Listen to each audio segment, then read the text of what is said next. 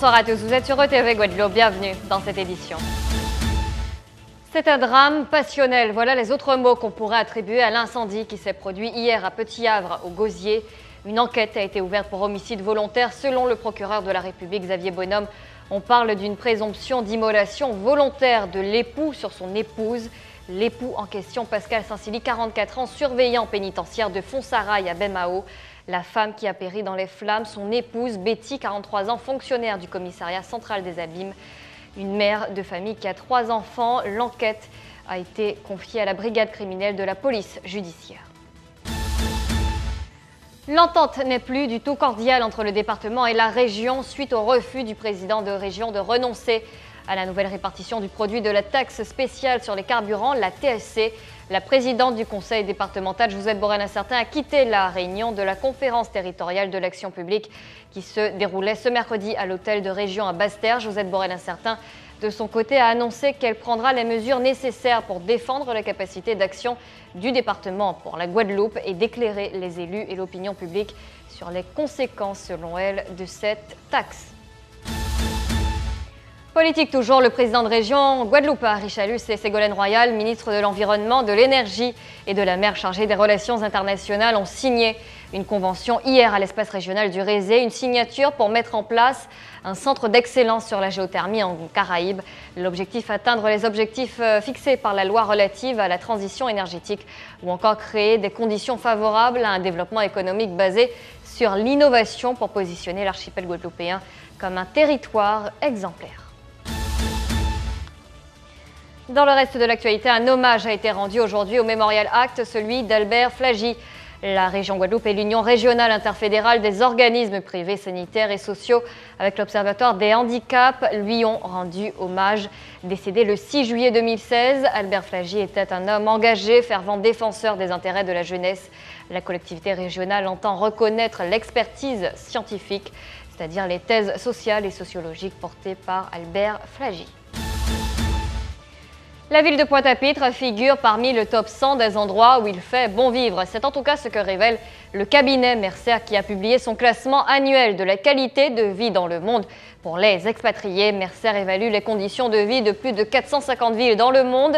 Il évalue l'environnement sociopolitique, économique, naturel ou même le logement pour donner une note. La ville pointoise occupe la 73e place, juste après Hong Kong, mais devant Dubaï, Séoul ou Kuala Lumpur.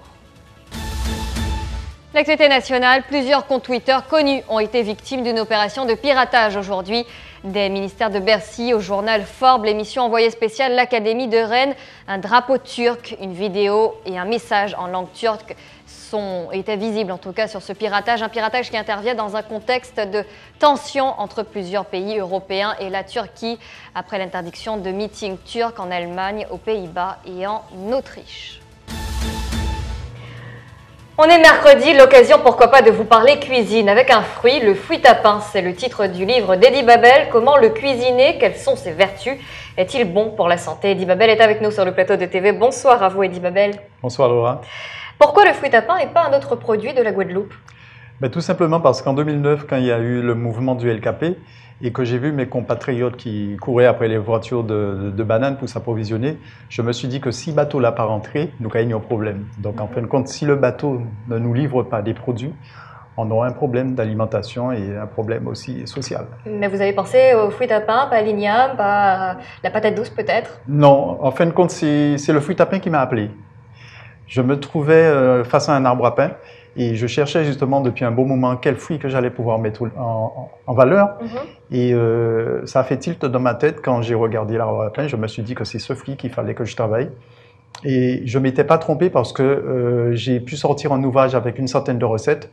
Et je me rends compte qu'avec le fruit tapin, on peut faire plein de choses, de l'entrée jusqu'au dessert, du sucré au salé. Une centaine de recettes. Vous avez expérimenté les 100 recettes? Tout à fait.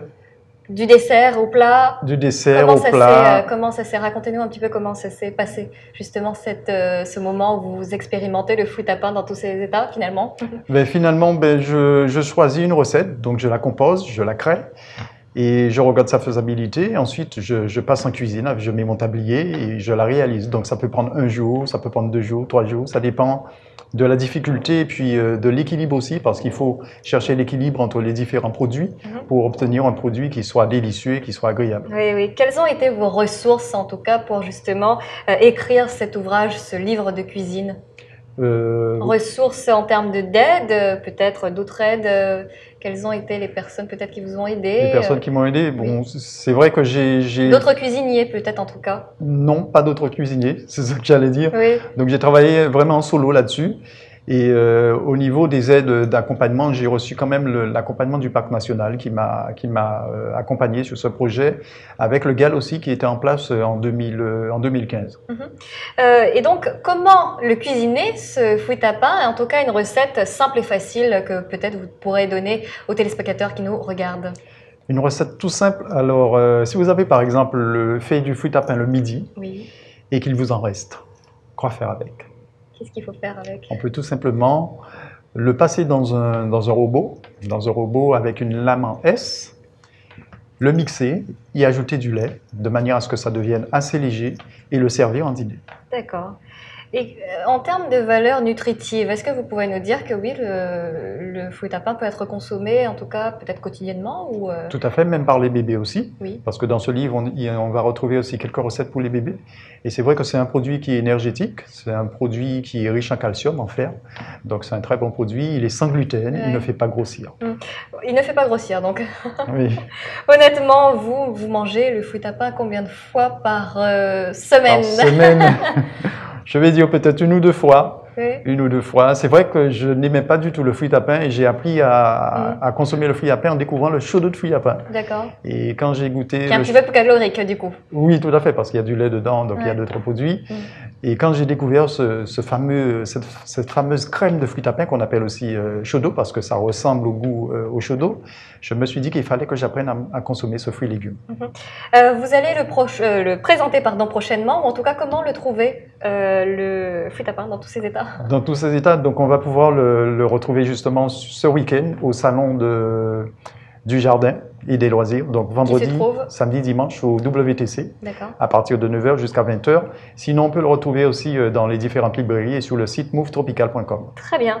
Merci à vous, Eddy Babel, d'avoir répondu à nos questions. Merci, Laura. Voilà, c'est la fin de cette édition. Merci à vous de l'avoir suivi. Je vous retrouve demain. Passez une très belle soirée avec les programmes de TV Guadeloupe.